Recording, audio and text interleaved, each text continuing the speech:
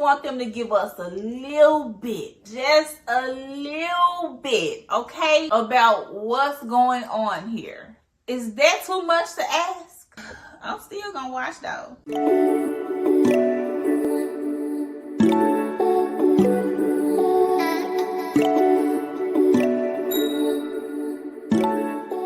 What's going on, y'all? Let's get into this review for From Season 3, Episode 6. In the first scene, we get Jim and Tabitha. It's nighttime. Everybody is asleep but Tabitha. Jim looks over, asks Tabitha, want to talk about it? Tabitha says no, and then proceeds to talk about what she just told Jim that she didn't want to talk about. Jim looked over like, damn, I thought you just said you didn't want to talk about it. And she proceeds to go off on Jim. They have a little tit-for-tat, back and forth, little spit-spat argument. Jim walks out of the room. And my whole thought is, y'all just got back together from being away from each other for how long exactly? And y'all already arguing? Hey, that shit makes sense. I mean, you would think that they'll be loving all up on each other, missing each other. Ooh, I missed you so much, baby. But no, Tabitha ain't been in town a good 48 hours, and they already arguing. Next, we get Boyd and the drunk man, and he's explaining to Boyd that he found the bottle tree and pulled the numbers that were written on a piece of paper inside of the bottle out of the bottle. And he's trying to piece all of the numbers together. He thinks that the numbers are years. And Boyd is like, I thought you had something big to show me. I already know about this. Me and Sarah walked into the woods and saw the bottle tree. It wasn't one of the portal bottle trees, but it was a bottle tree. We took a bottle down and the numbers that were inside was 1864. And then the drunk man gets some types of clue or something, and he says, I see the number 1864 out of the bottles that I pulled down out of the porter tree. So he's searching and he finds the number 1864 and asks his boy, where is the second tree? Next thing we get Henry and Victor if he can, show him around town today. Victor tells Henry, nope, I ain't got time for that. I got some real important stuff to do. And he explains why, because he doesn't want his dad to get hurt. But he at least offers Henry to walk with him to do what it is that he needs to do. In the meantime, they're back at the clinic and they are taking some of the goods that they can use out of the ambulance. Christy lets Boyd know, hey, we found a portable ultrasound. Why don't you tell Fatima to come by when you get a chance so we can see her baby? So next thing we get my girl Donna. Tabitha is walking in on her while she is burying Dale. Tabitha is venting to her, letting her know that she feels bad about not doing more when she was able to escape the town. And Donna lets her know, don't get down on yourself. You did the best you could. Just be glad that you're still here and your family still has you. And hug your babies and tell them I said hi. Tabitha gives Mama Donna a sweet little hug and lets her know sorry about Dale, and she's thankful for the talk. And one thing I have noticed that, they ain't got my girl in this season a whole lot like they did the first 2 seasons. I don't like that. They need to give my girl Donna some more screen time. Anyway, next scene we get Fatima and Ellis, and they're in their room having a conversation about her eating rotten food. Boyd knocks on the door. They're a little bit hesitant to let him in, but they eventually do. Boyd comes in the room. He's like, what's going on? Because he can clearly tell that something is happening here. Ellis and Fatima looks at each other. Everybody sits down.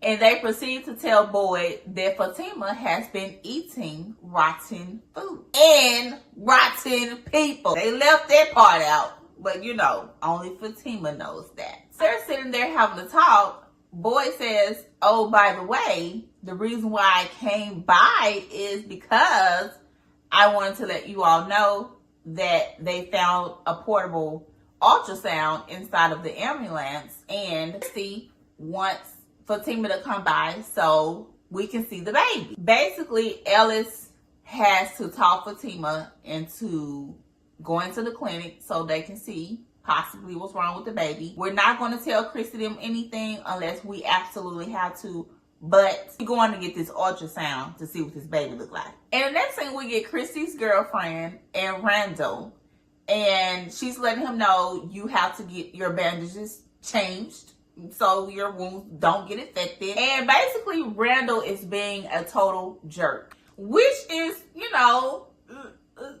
kind of understandable, but you know, don't take your frustration out on me, okay? You need to take that up with boy. So she changes his bandages, and he asks for a mirror to see his face and asks her to leave. So in a series of events, Kenny catches Julie smoking a little puff pass. At the big house, the young black man is messing with the Polaroid camera again and takes a picture of Fatima. And we got Dale still looking for answers back at the bottle tree and seeing ghosts. After all of this, we get Tabitha and Ethan, and they're back in the house. All of a sudden, Tabitha starts hearing some noises upstairs, some walking around, stomping, and she goes up the stairs to see what's the noise. Tabitha all of a sudden starts to see these bald head, funny looking children again. And they saying the word or whatever they, you know, whatever that word means. She goes and balled up in the corner.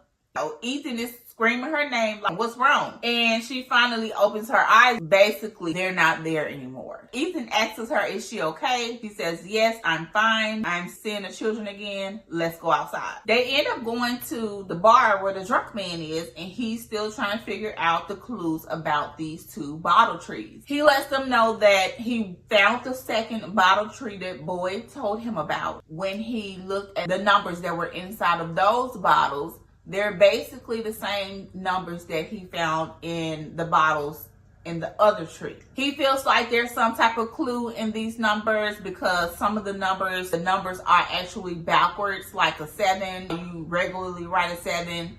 Whoever wrote it in a different way, and how you would regularly write a 3.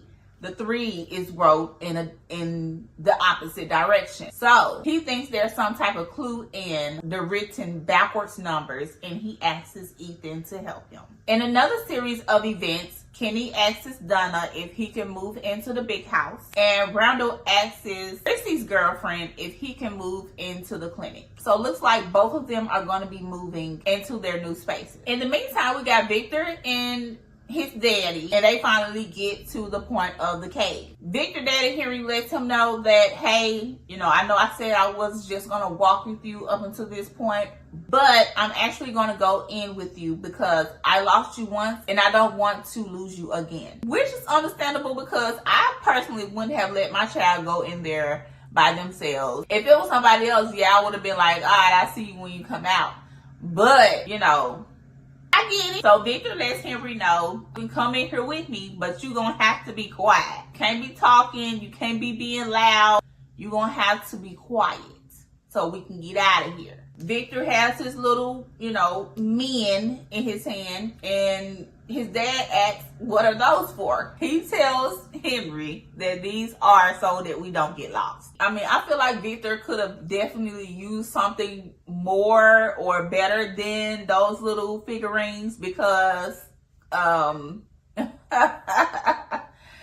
of all, it's dark in there. Like, you putting the little figurines on the floor trying to make sure that you find your way back. And it's like, maybe we could have used a rope or something, tied the rope to the tree, pulled the rope on down until we get to our destination, and then we follow the rope back out of the cave. Boyd and Kenny did that when they were about to go in the cave. So I feel like that would have been a good idea for him and Henry. But anyway, they finally get to the point to where they found Jasper the puppet. Jasper sitting there at the table like he just got done eating a meal, eyes all cockeyed, and Victor takes Jasper and puts him in his bed. Of course, Henry sees something that reminds him of a shirt or something that his wife used to have. He out loud and wakes up the thing. Sitting over there in the corner asleep with his face on. He hears Henry,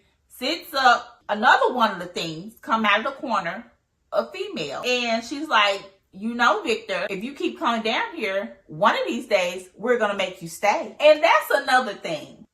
The things I already know, right? The things know your conversation. They know what you all are doing, what you all are planning before y'all even do it. So it is not making no sense to me. Why even bother? You know what I'm saying? Saying what it is you're going to say, and you already know, y'all already know that these things are listening to y'all. They can hear everything that you're doing. They knew you was coming to the cave before you even came to the cave. They knew you was in the cave when you was in the cave. So it wasn't even really no sense in you being quiet. Of course you don't want to wake the things up, right? But obviously, when Miss Ma'am's coming out of the corner letting Victor know, like, if you keep coming down here, we're going to keep you next time. There wasn't no sense in being quiet and this and the third. I get it.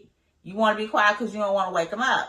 Cool. But they already knew anyway. Except for the one that was over there sleeping in the corner. And Henry woke him up by being out loud. Moving on. They old ass running in slow motion. They finally get to Victor's other hiding place, which is inside of the truck trailer. Henry all out of breath. Victor takes out Jasper and sits him on top of a box or desk or something. Henry looking like, Victor, don't you know that's a toy, right? Victor like, yes. He gonna tell us what's happening around here. You will see. So the scene cuts to Fatima getting an ultrasound for her baby with Chrissy girlfriend, Ellis, and Boyd. Chrissy does the ultrasound and they see no baby. Fatima is all frantic like, no, it's something inside of me. I need you to look again. Chrissy says, okay, let's look together. Chrissy puts the ultrasound monitor back on her stomach and shows her,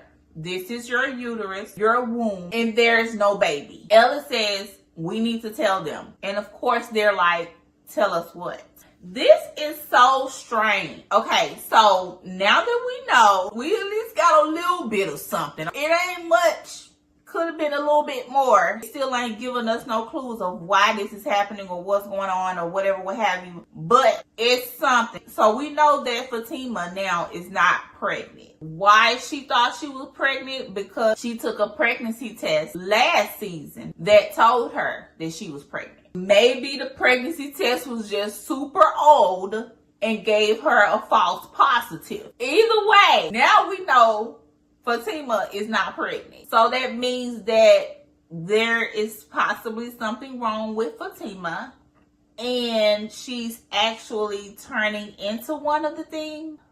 I'm tired of playing Clue here. He gets to Fatima picture and he sees the lady in the Geechee that he's been seeing. All of a sudden, she comes behind him, touches him, and lets him know, hey, Elgin, I need you to help me. I can save you all. I can get you all back home. How she wants him to do that beats me. Miss Ma'am, I'm going to need you to give my boy a clue or something. Like, come on now. How is he supposed to help you if you're not giving him a clue or something or telling him what you need him to do to help you so you can help them get home? My pressure. He looks back at Fatima's picture. He no longer sees the lady in a Geechee. The last scene we get Tabitha and the drunk guy shows her a picture of the figurines that they saw when they went to the forest to get food for the town. All of a sudden, this jogs Tabitha's memory of when she was a child and she used to have this same dream over and over and over. So she asked, were there